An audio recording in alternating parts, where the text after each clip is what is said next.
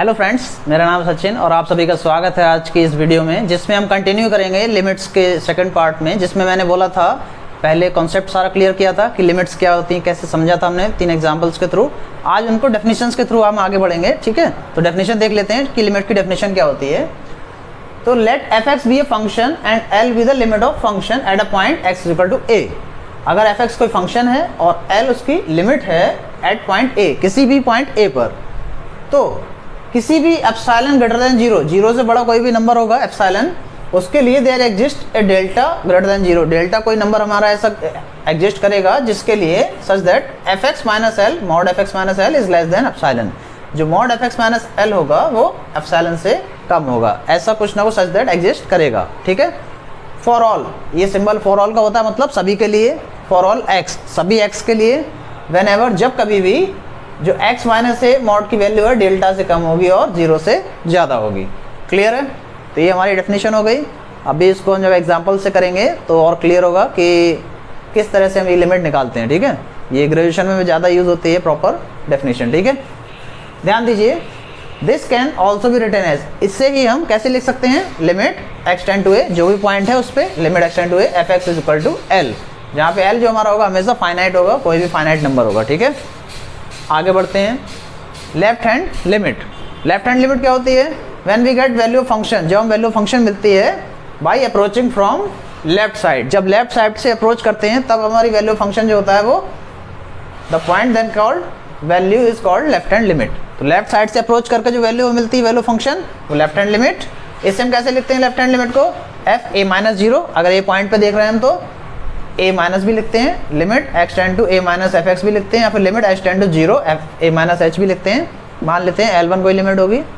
ऐसे ही right hand limit, right hand limit अगर हम अप्रोच करेंगे राइट साइड से, तो राइट साइड से अप्रोच करने के बाद जो भी हमें वैल्यू मिलेगी वो क्या होगी? राइट हैंड लिमिट होगी। इससे हम कैसे लिखते हैं? F A plus zero F A plus, या फिर limit F A plus F X, या फिर limit h tend to zero F A plus H, मान लेते हैं इसे L2 है, ठीक है। तो लिमिट समझ आ गई होगी उम्मीद करता हूँ आपको, ठीक है। और लेफ्ट हैंड लिमिट लेफ्ट से अप्रोच करेंगे, राइट हैंड लिमिट राइट से अप्रोच करेंगे, तो जो वैल्यू फंक्शन मिलता है हमें वही हमारी limit left hand limit right hand limit होती है।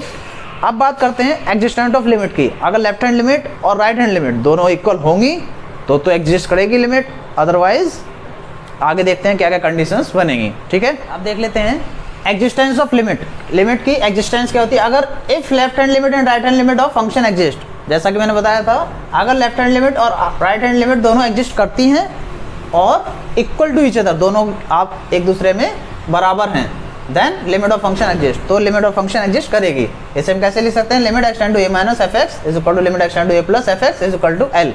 मान लेते हैं कि इसकी लिमिट एल है, तो एल लिमिट ऑफ फंक्शन है, तो इसे हम ऐसे भी लिख सकते हैं direct, limit X tend to A F X is equal to L, क्योंकि left hand limit right hand limit दोनों एग्जिस्ट करें, दोनों बराबर हैं, तो यही हमारी फंक्शन की भी लिमिट हो जाएगी और इसे हम इस तरह से लिख सकते हैं।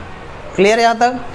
अब कुछ एक ग्राफ के थ्रू हम लोग देख लेते हैं कि लेफ्ट हैंड लिमिट एग्जिस्ट कर रही है, राइट हैंड लिमिट एग्जिस्ट करती है, और किस तरह के फंक्शंस होते हैं जिनमें लिमिट एग्जिस्ट नहीं करती है, ठीक है। पहले केस में देख लेता हूँ, y is equal to F X दे रखा है। ग्राफ से हमें देख सकते हैं कि x is equal to A point पर L1 और L2 दोनों ही लिमिट एग्जिस्ट करती हैं। तो लेफ्ट हैंड लिमिट अगर मैं बात करूँ तो लेफ्ट हैंड लिमिट मेरे पास आ जाती है L2 जो कि एग्जिस्ट करती है, और राइट हैंड लिमिट की बात करता हूँ मैं L1 जो कि L1 भी एग्जिस्ट करती है, ठीक है। L1 भी है और L2 भी है। अब ध्यान से देखिए, दोनों ही लिमिट एग्जिस्ट कर रही हैं और L1 is equal to L2 भी है। आप ग्राफ से देख सकते हैं दोनों ही लिमिट इक्वल हैं और लिमिट दोनों एग्जिस्ट कर रही हैं और दोनों इक्वल हैं, तो जो फंक्शन हो जाएगा हमारा limit X tend to A F X, ये क्या हो जाएगा? लिमिट L1 और L2 इसी के इक्वल हो जाएगी, ठीक है। और ये हमारा फंक्शन की लिमिट एग्जिस्ट करेगी। क्लियर है यहाँ तक? अब दूसरा ग्राफ देख लेते हैं। दूसरे ग्राफ में देखिए L1 भी एग्जिस्ट कर रही है एट एक्स पॉइंट ए पर, L1 भी एग्जिस्ट करती है और L2 भी एग्जिस्ट कर रही है। तो यहाँ से देखिए लेफ्ट हैंड लिमिट मेरे पास क्या है? L1 एग्जिस्ट कर रही है, okay. And right hand limit भी मेरे पास क्या है? L2 जो कि एग्जिस्ट करती है। क्लियर है यहाँ तक? लेकिन इक्वल नहीं है, दोनों ही इक्वल नहीं है, तो जो हमारी लिमिट होगी एग्जिस्ट नहीं करेगी। Limit of F X does not exist at X is equal to A. A point पर लिमिट फंक्शन की एग्जिस्ट नहीं करेगी। तो इसे मैं कैसे लिख सकता हूँ, limit x tend to a F X, इसे शॉर्ट में लिख देता हूँ मैं DNE, डज नॉट एग्जिस्ट। ठीक है, ताकि आपको समझ आए कि ये एग्जिस्ट नहीं करेगी। क्लियर है यहाँ तक?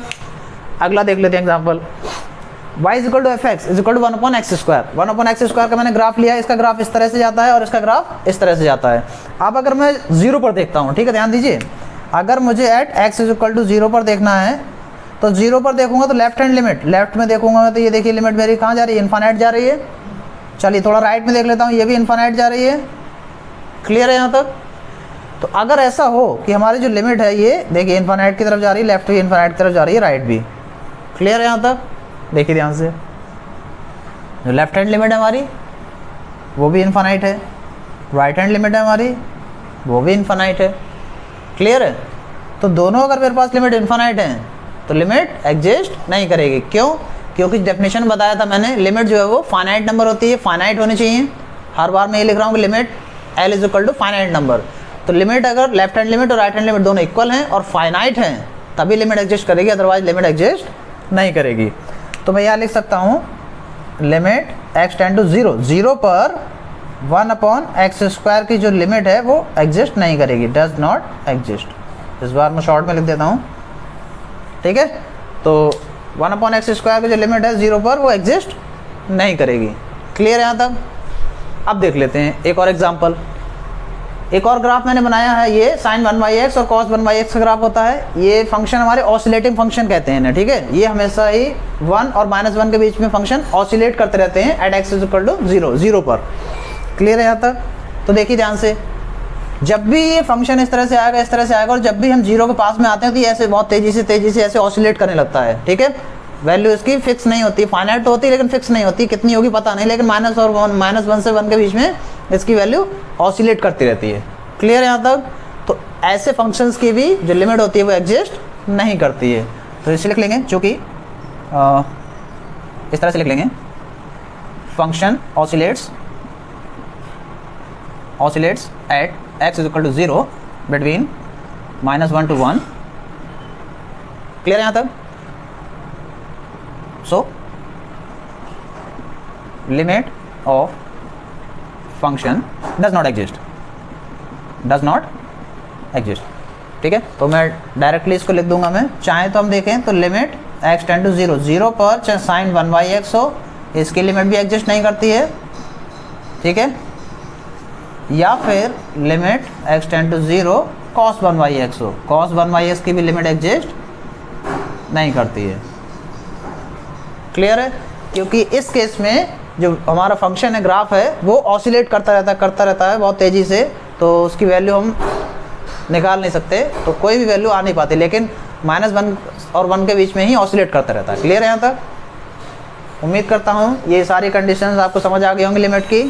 ठीक है, तो आज के लिए इतना ही, और आपको अगर वीडियो हेल्पफुल लगा हो, अच्छा लगा हो, तो वीडियो को लाइक कीजिए और चैनल को सब्सक्राइब कीजिए और अपने बाकी दोस्तों के साथ शेयर भी कीजिए, ताकि सभी के पास ये इन्फॉर्मेशन अच्छे से पहुंच पाए और वो भी इसको अच्छे से पढ़ पाएँ। ठीक है, तो आज के लिए इतना ही। Thank you for